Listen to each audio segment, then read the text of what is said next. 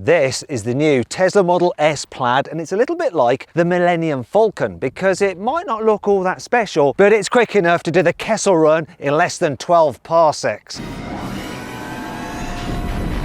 Now I'm going to show you exactly why, because later on in this video I'm going to launch it to see how quick this car is from 0 to 60 miles an hour. I'm also going to talk you around the exterior. The interior, I'm going to see how practical it is, try out some of its tech, and of course take it for a drive. Anyway, I'm Matt Watson and you're watching Car Wow. And if you haven't done so already, please make sure you subscribe to this channel and hit the bell icon to turn your notifications on. That way you won't miss a single upload.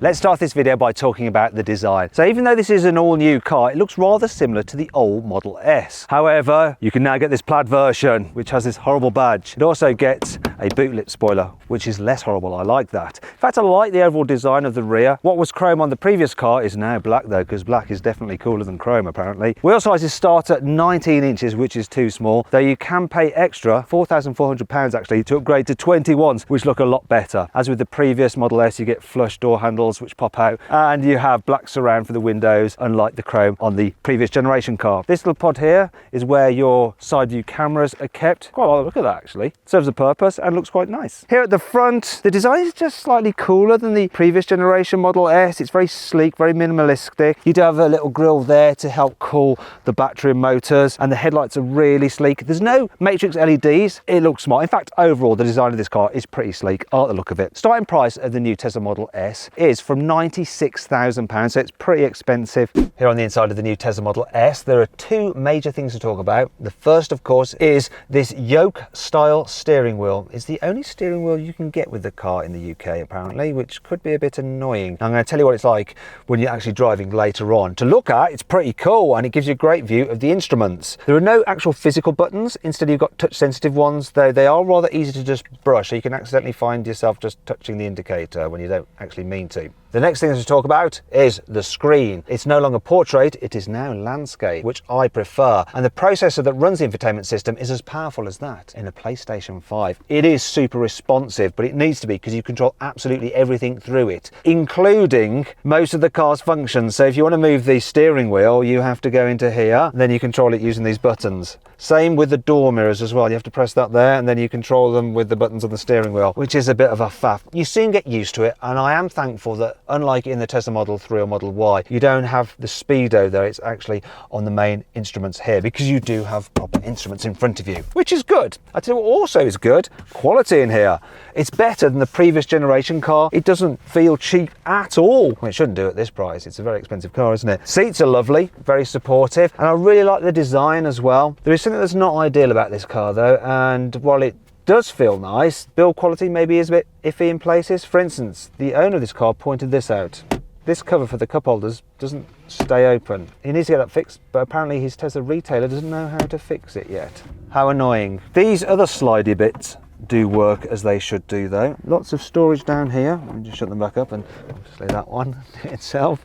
More storage in here. Then you've got your wireless charging pads there for your mobile phone. Quite an annoying place for your hazard warning lights. Something you might need to hit quite quickly, but it's a bit fiddly to get to. I will show you in the glove box, but look at this. When I try and open the glove box, which once again you have to do through the screen, it's asking me for a pin because the owner has locked it. I wonder what he's got stashed in there. What I can show you is the fact that now the Tesla Model S finally gets some door bins. So look, you can fit a big bottle in there, which is great. Overall though, I like the interior design, it's really nice. Let's just get rid of that. Here in the back of the Model S, knee room is good. Headroom is all right. People over 6 foot will be fine. And I love the fact that you get this massive glass roof. What's not so good though is this. Look, you can't really stretch your feet out underneath the chair in front because it's mounted quite low. Also, there's not much distance between the floor and this seat. So look, you don't end up with much under thigh support. So that could be annoying on a longer journey. If you need to carry 3 in the back at once, it's actually quite decent because this is quite a wide bench seat, and the flat floor means there's plenty of room for everyone's feet. If you need to carry children, look, you've got baby seat anchor points there. And if there's no one sat in the middle, you can of course fold this down. It's a big armrest, you've got cup holders. Lift this up, you can see, look, we've got 2 wireless charging pads there and a little extra storage space there. Annoyingly though, there's no through loading. I do like this. You've got this screen here for the climate control, so you can move the airflow about just using your finger. You've got heated seats, you can control the music, and you've even got YouTube, Netflix, or whatever. There's also a couple of extra USB-Cs there for charging some more mobile devices, and like in the front, you get door bins here in the back as well, so that's good. Oh, look at this, little coat hook there. Tiny things, please, tiny minds. Now, it's good in the back, this. Now let's talk about storage. Obviously, being a Tesla, you have a front boot, a fruit, and it's a decent size. And look, we've got the bag for the Tesla cable here. Look at that. Willow Springs world record lap by Randy Pobst. He did a 1:27.78. Yeah, I'm glad he didn't do that round a certain unnamed German circuit, which is very famous, because then this would be happening to me. Is the question old? Here at the rear boot, also known as the root, you have loads more space, 793 litres. I mean, look, you've been loads in there. And of course, there's some more storage underneath this false floor. There's a little storage box under here as well. There's a netty area there. And if you want to fold down the rear seats for even more space, you just press this button here. And oh, I thought they'd go down. Oh, that's frustrating, isn't it? They're electrically released, but they don't go down by themselves. Also, let me show you this. Look, you get a continuous flat low floor, which is good, but I don't know where I'm going to put this now because it won't fit underneath the false floor. No, it won't. And that brings me on to 5 annoying things about the Tesla Model S. If you've got the key in your pocket, the car can sense it, and when you walk up to it, it'll automatically unlock.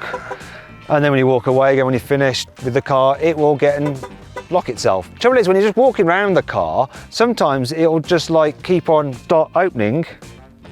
Like, there we go, see? And then when you walk away, it will lock, and then you walk up to it again, and then it'll open, and it just drives you crazy. It's completely nuts.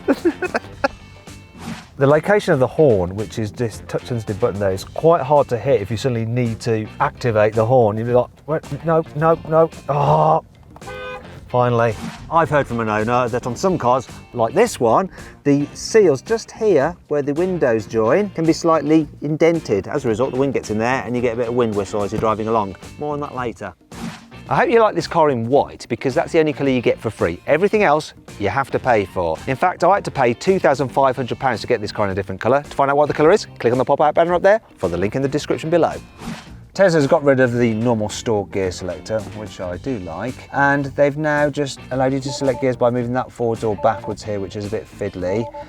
Alternatively, you can press buttons down here. Come on, there we go, look, reverse, neutral, drive, park. I prefer the stalk. Thankfully, this car has plenty of cool features to help make up for all this. Check this out, right? Look. The computer that runs the infotainment system is so good you can actually play arcade games on it. There is nothing like this in any other car I've driven. The standard fit adaptive air suspension will automatically lower the car's ride height when you're going quicker for improved aerodynamics to get the most out of your remaining range. The Tesla uses noise cancelling technology through its stereo system to cancel out any unwanted noises to make the car as quiet as possible.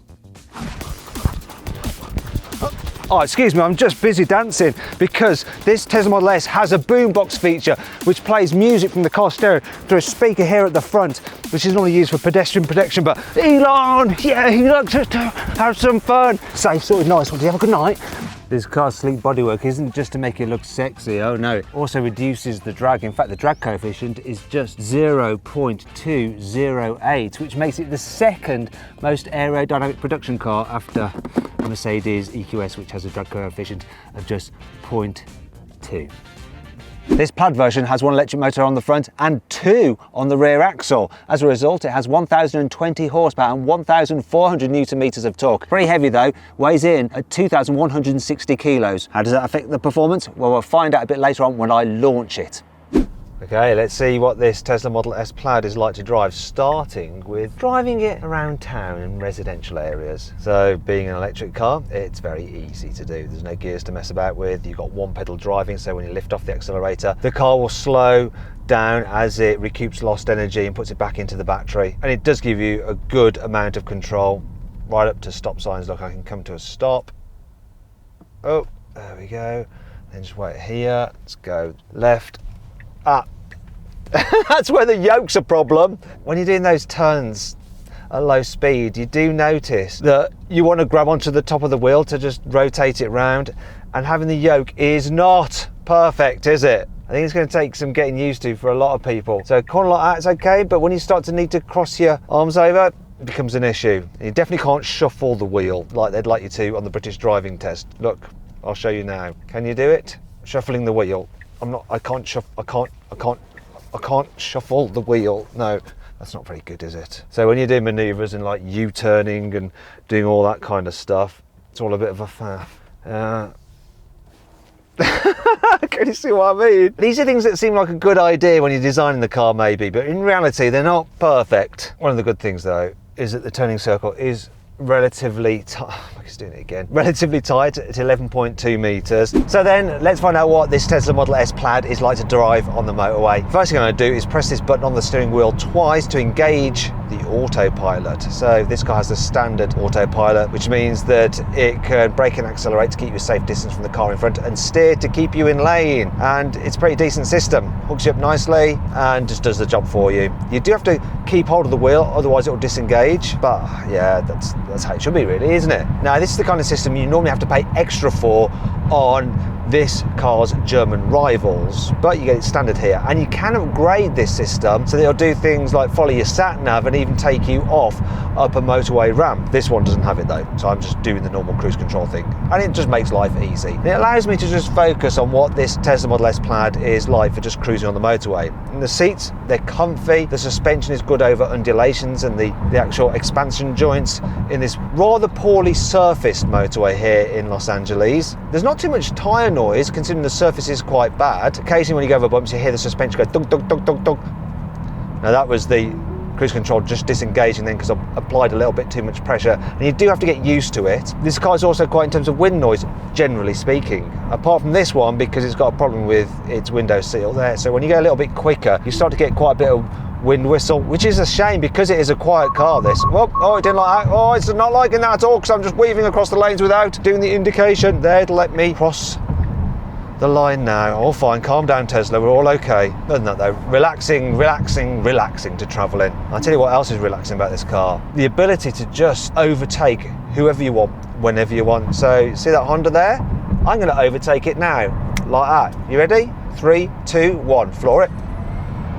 Past him. I mean, that is nuts. You have to get on the brakes pretty quickly because you're soon going over the speed limit, and I don't want to end up in an American jail. That'd be bad. Now let's see what this Model S Plaid is like on a twisty road, and I have a perfect twisty road here, a Californian Canyon twisty road. So I'm going to put the suspension into sports mode. So I've got to look down here. It's not ideal. Get that menu, then suspension. Come on. Really having to take my eyes off the road here. Right, suspension is now set up in sport, so it's stiffer. First thing to note is that yes, you do notice that increase in the stiffness of the suspension, and it stops the car leaning quite so much in the bends. You do feel the bumps more, that's the trade-off obviously, but if you're on a twisty canyon, whoa! That was a noisy bit of JDM action. Yeah, this thing is way faster and completely silent. So this is a heavy vehicle, mainly due to all those batteries, but because they're mounted low down in the car, you've got a low centre of gravity, so it doesn't actually lean that much in the bends. In fact, it stays pretty blooming flat. You do have to watch going into the turns though, because the brakes, while they're absolutely fine in town and fine on the motorway, I just think the stopping performance isn't quite as on it as say in a Porsche Taycan Turbo S. But do you know what? This handles really well. When you think this is more of a like luxury saloon than a sports car, it really goes around corners very, very impressively.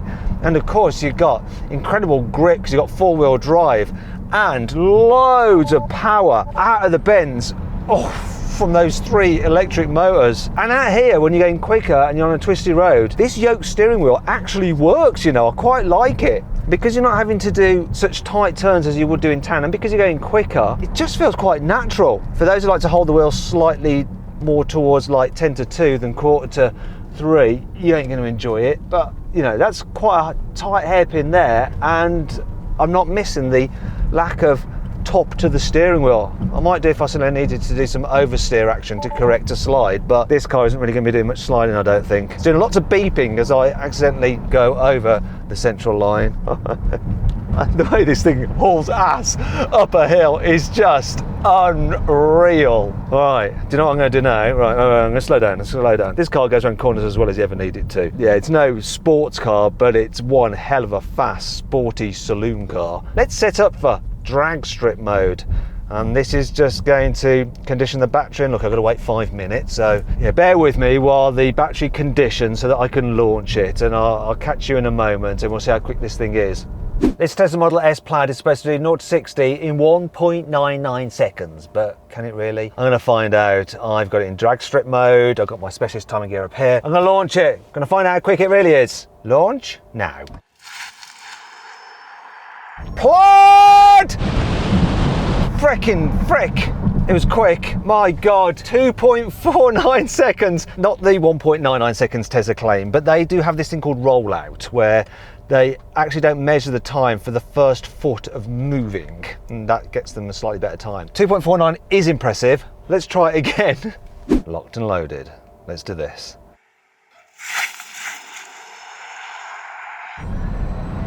What did we get there? 2.4 seconds. Oh, it's well quick. Maybe I'd have got a slightly better time from the Plaid had I launched it with a full battery. However, when I collected the car, it had 60% remaining, and due to filming constraints, I didn't have time to charge it. So then, what's my final verdict on the Tesla Model S Plaid? Should you avoid it? Should you consider it? Should you It does my head in. What's that all about? You're not helping your case here, right? Should you shortlist it or should you just go right ahead and buy it? Well, I'm not so sure what I should do now. I was going to say you should go right ahead and buy it because I have gone right ahead and bought one of these. I've got one on order, just waiting for it to arrive, but hopefully it won't have these gremlins. Anyway, I hope you'll enjoy the video. If you did, give it a like. If you didn't, give it a dislike. Let me know some other videos you'd like to see in the comments below. Click on those windows there for some more videos and click on that box there if you want help selling your car through CarWow.